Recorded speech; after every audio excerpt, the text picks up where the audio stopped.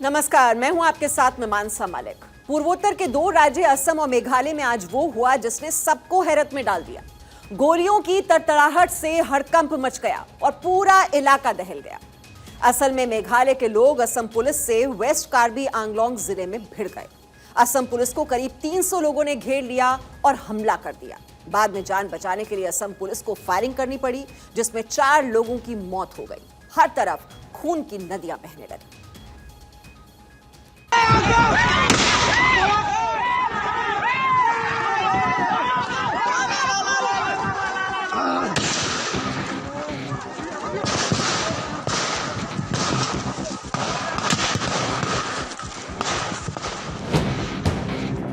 गोलियों की तड़तड़ाहट बता रही है कि भिड़ंत कितनी भयावह थी।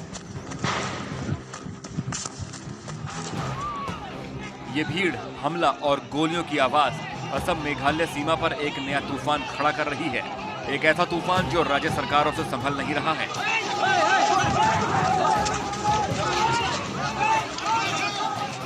गोलीबारी के बाद भड़के लोगों के गुस्से को शांत करने के लिए केंद्र सरकार को एक बार फिर एक्शन में आना पड़ सकता है।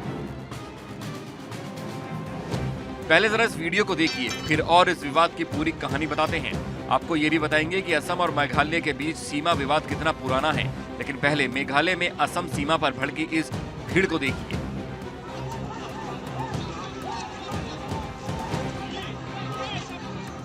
हाथों में डंडा लिए, गुस्से से लाल, ये सभी मेघालय के रहने वाले हैं। और असम के वन विभाग पुलिस की तरफ से लकड़ी तस्करों पर कार्रवाई के बाद भीड़ इतनी भड़की है कि 300 लोगों ने पुलिस टीम पर हमला बोल दिया। फिर क्या था, चारों तरफ लाशें बिछ गईं। पहले पूरा माजरा समझाते हैं। असम मेघालय सीमा के पास मौजूद असम के वेस्ट कार्बी आंगलोंग जिले के मोइकरंग इलाके में मेघालय से आए लकड़ी तस्करों के ट्रक को अवैध लकड़ी के साथ असम वन विभाग ने रोकने की कोशिश की, लेकिन वो फरार हो गए। इसके बाद असम वन विभाग पुलिस ने उनका पीछा किया और फायरिंग कर ट्रक को पंचर कर दिया और ट्रक पर सवार 4 में से 3 तस्करों को पकड़ लिया।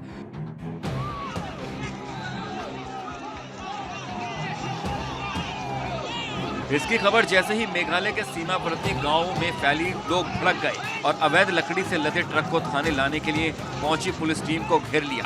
पुलिस भीड़ को समझाती रही, जबकि भीड़ गिरफ्तार तस्करों को छुड़ाने की मांग करने लगी। विवाद इतना बढ़ गया कि भीड़ आक्रोशित हो गई। भीड़ ने पुलिसकर्मियों पर हमला कर दिया। लाठी डंडे और कटार से पुलिस टीम और उनके गाड़ियों पर भी तोड़फोड़ की।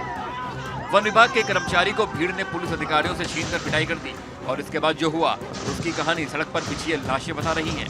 भीड़ को काबू करने के लिए पुलिस को फायरिंग करनी पड़ी।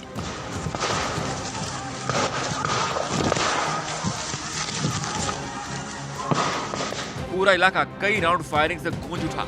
फायरिंग में एक वन विभाग कर्मी समेत 3 अन्य लोगों की मौत हो गई। इस घटना के बाद असम और मेघालय के सीमावर्ती इलाकों में काफी तनाव है। बॉर्डर पर असम पुलिस ने चौकसी बढ़ा दी है। भीड़ का हमला और फिर पुलिस की फायरिंग में कई लोगों के घायल होने की खबर है। इस घटना के बाद मोकायाव के विधायक नुजोरकी सुनहो घटना स्थल का दौरा कर हालात का जायजा ले रहे हैं। असम मेघालय सीमा पर तनाव इतना बढ़ गया है कि मेघालय के 7 जिलों में 48 घंटे के लिए इंटरनेट सेवा बंद कर दी गई है। ये जिले हैं West Jaintia Hills, East Jaintia Hills, East Khasi Hills, Eastern West Khasi Hills, West Khasi Hills, South West Khasi Hills और री भुई हैं। असम का वेस्ट कार्बी आंगलोंग जिला बोडोलैंड में आता है और वन क्षेत्र होने की वजह से मेघालय समेत दूसरे राज्यों से तस्कर लकड़ी की चोरी करने आते हैं। लेकिन तस्करी को रोकने के लिए बीते 10 सालों में हेमंत बिस्वा सरकार ने सख्त कदम उठाए हैं और उसी का नतीजा है कि मेघालय से आए तस्करों के साथ असम वन विभाग और पुलिस की मुठभेड़।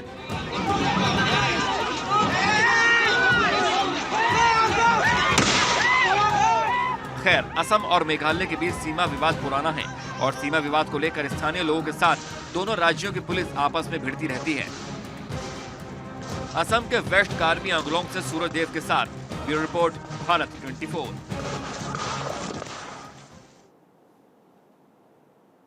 दरअसल असम मेघालय के बीच 884 किलोमीटर लंबी सीमा है। सीमा पर दोनों के 12 जिले हैं। अब आपको मैप के जरिए हम पूरे विवाद को समझाते हैं। आखिर वेस्ट कार्बी आंगलोंग में ये पूरा विवाद हुआ कैसे, तो इसकी जो बैकग्राउंड है वो भी आपके लिए समझनी जरूरी है। असम और मेघालय सीमा पर असम के वेस्ट कार्बी आंगलोंग और ईस्ट कार्बी आंगलोंग जिले हैं और असम के वेस्ट कार्बी आंगलोंग जिले से ही मेघालय का वेस्ट जैतिया हिल्स जिला जो है वो सटा हुआ है और तस्कर इसी रास्ते के लिए असम के वेस्ट कार्बी आंगलोंग जिले से मेघालय में लकड़ी की अवैध तस्करी करते हैं। लेकिन इस बार लकड़ी तस्करों को असम वन विभाग ने घेर लिया। मुठभेड़ के बाद 4 तस्कर पकड़े गए और ये खासी समुदाय से आते हैं। वेस्ट जैतिया हिल्स जो इलाका है, यहां पर खासी समुदाय की आबादी बहुत ज्यादा है और तस्करों की गिरफ्तारी से खासी समुदाय के लोग भड़क गए। इसके बाद असम पुलिस को घेर लिया, जिसके बाद असम पुलिस को फायरिंग करनी पड़ी। और असम और मेघालय के बीच 50 साल पुराना सीमा विवाद है और सीमा विवाद को लेकर दोनों राज्यों की पुलिस और लोगों के बीच कई बार हिंसक झड़प हो चुकी है। दर्जनों लोग मारे जा चुके हैं। लेकिन 2022 में अमित शाह ने इस विवाद का अंत करने की कोशिश की और सीमा को लेकर एक नया समझौता हुआ। लेकिन इसके बाद भी असम और मेघालय के लोगों के बीच 50 साल पुरानी खाई अभी तक भर नहीं पाई।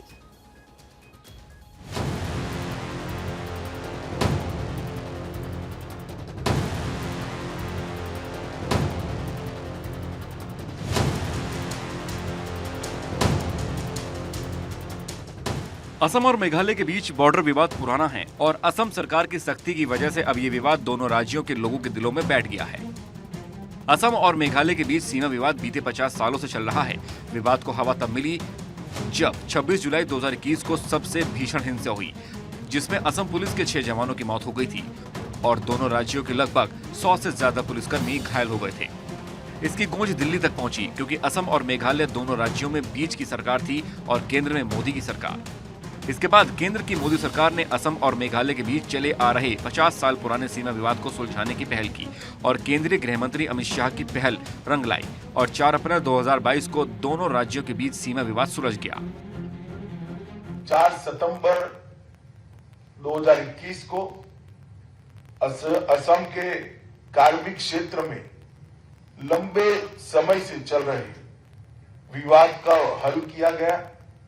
लगभग 1000 से अधिक सशस्त्र कैडर ने सरेंडर किया और वो मुख्य धारा में शामिल हुए हैं और आज एक और 50 साल पुराना विवाद समाप्त इस समझौते ज्ञापन पर हस्ताक्षर के साथ ही हुआ है। मैं जब से गृह मंत्री बना तब से मेरा आग्रह था कि असम के साथ अलग अलग राज्यों के सीमा विवादों को सुलझाना चाहिए।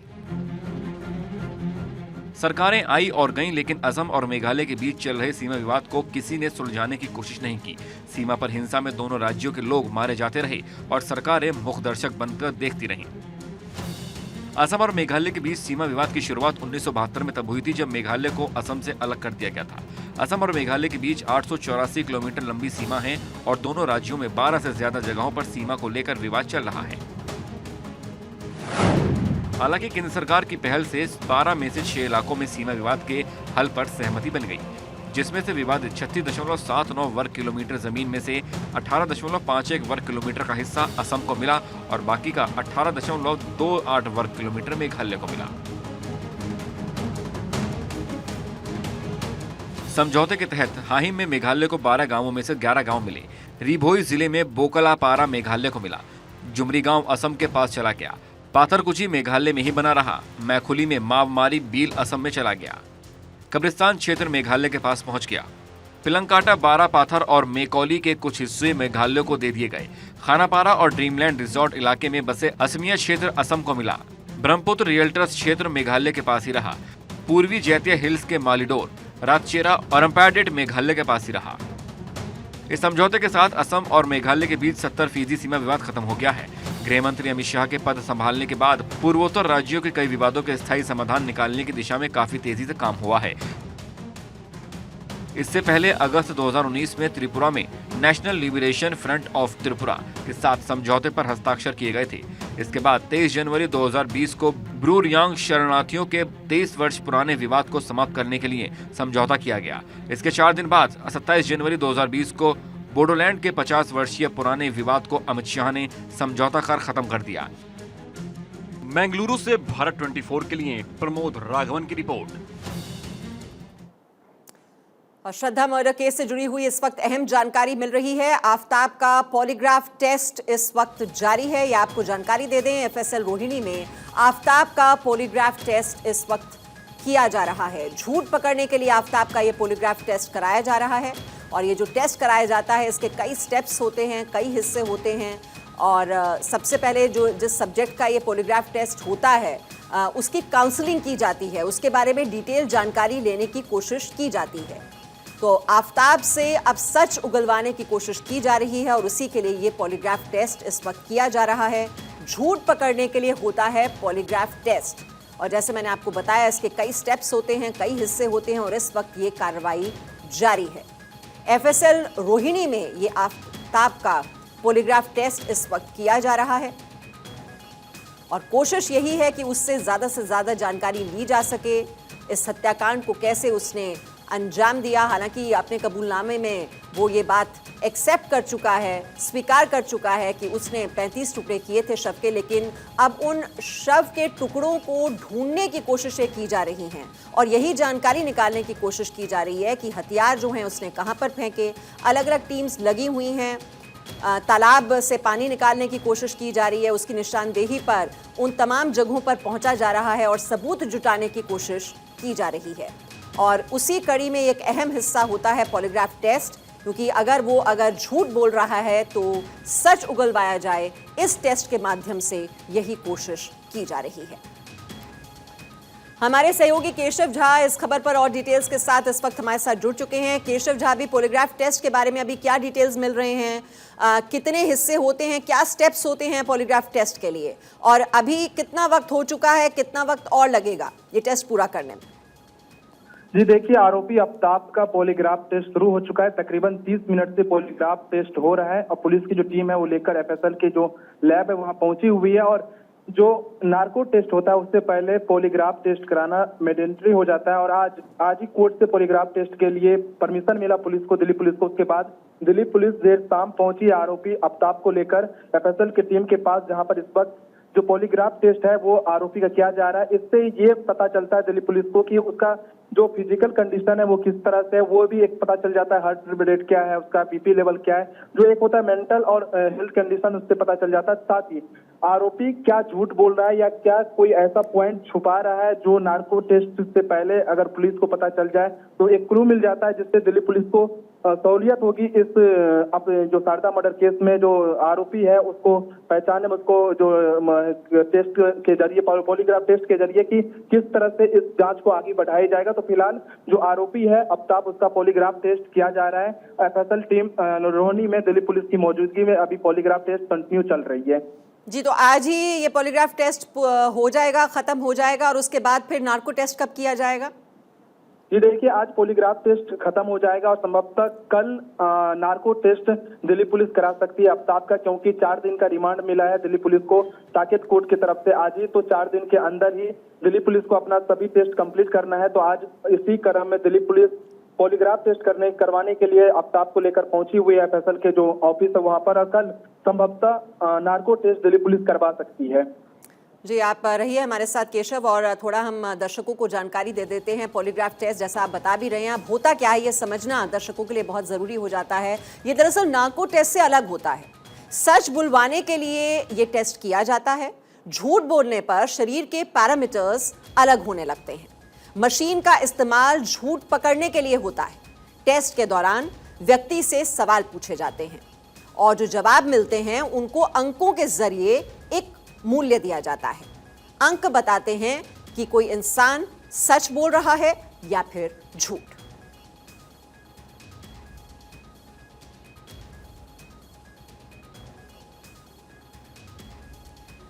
तो पॉलीग्राफी टेस्ट जो इस वक्त चल रहा है, जैसा हमने आपको बताया, एफएसएल रोहिणी में ये टेस्ट चल रहा है और सच और झूठ का पता लगाने वाली ये मशीन है और बहुत ही ज़रूरी होता है ये टेस्ट। लाई डिटेक्टर मशीन भी इसे कहा जाता है और शारीरिक गति को मापने वाली ये मशीन होती है और हार्ट बीट, पल्स रेट और ब्लड प्रेशर, त्वचा में बदलाव होने लगता है अगर कोई इंसान झूठ बोलता है। तो हार्ट बीट अगर बढ़ जाती है, पल्स रेट अगर बढ़ जाती है, तो ये सब मापे जाते हैं और शरीर से अगर पसीना छूटने लगता है तो फिर ये इंडिकेशन होता है कि इंसान झूठ बोल रहा है, लेकिन सच बोलने पर सब सामान्य रहता है। और दिल्ली के श्रद्धा हत्याकांड से जुड़ी हुई एक और बड़ी खबर आपको दे दें। आफताब को परिवार से मिलने की इजाजत दे दी गई है। दिल्ली के साकेत कोर्ट ने ये इजाजत दी है। आफताब के वकील ने मांगी थी कोर्ट से इजाजत कि उसे इजाजत दी जाए अपने परिवार वालों से मिलने के लिए, और दिल्ली की साकेत कोर्ट ने ये इजाजत आफताब को दे दी है। आफताब के वकील ने मांगी थी कोर्ट से इजाजत कि वो अपने परिवार वालों से मिलना चाहता है।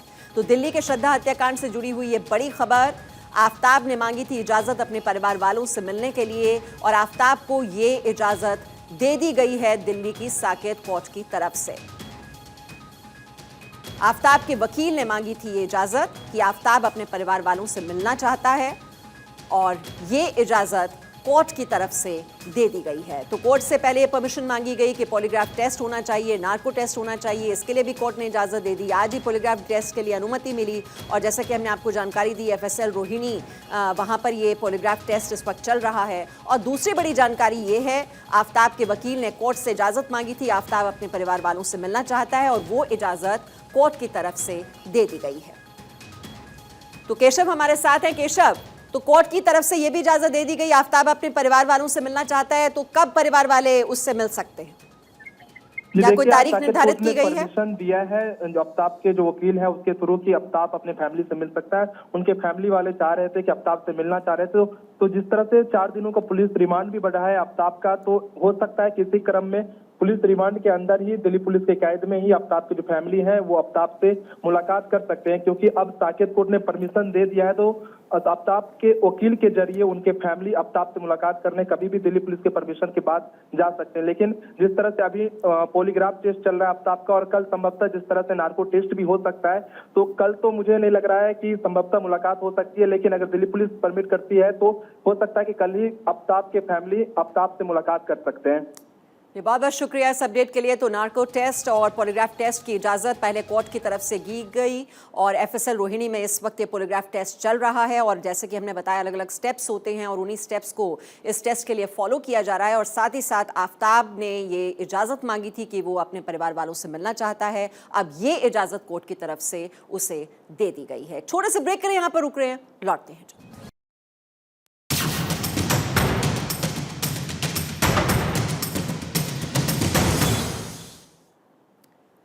आतंकी संगठन ISIS की टेढ़ी नजर अब भारत पर पड़ गई है। भारत में धमाके के लिए ISIS ने अपने आतंकियों को एक्टिव कर दिया है।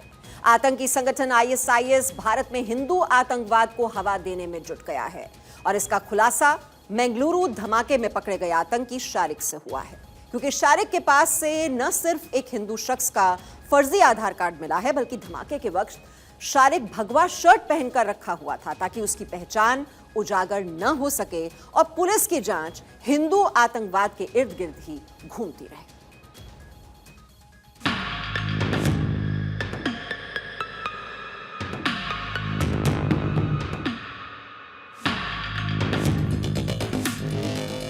कर्नाटक के बेंगलुरु में हुए ऑटो धमाके के ऊपर से पर्दा उठ गया है।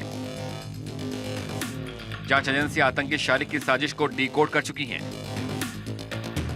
शारिक ने बेंगलुरु धमाके के लिए एक बार फिर से हिंदू आतंकवाद को हवा देने की साजिश रची थी। इसके लिए उसने साजिश के तहत पूरी तैयारी की थी।